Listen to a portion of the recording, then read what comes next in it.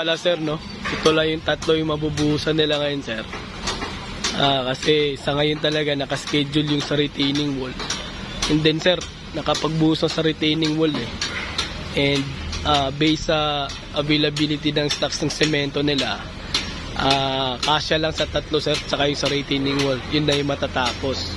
So, may delivery naman sila bukas sir, ng semento. Ipo-full blast nila sir yung remaining na merong 4, no?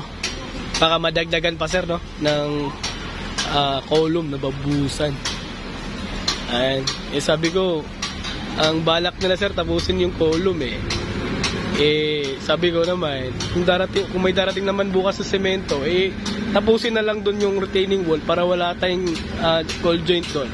Kasi balak nila sir, half muna yung bubuhusan doon sa retaining wall eh. Sabi ko, buuin na lang yun, tapos itong tatlo dito lang yung tapusin.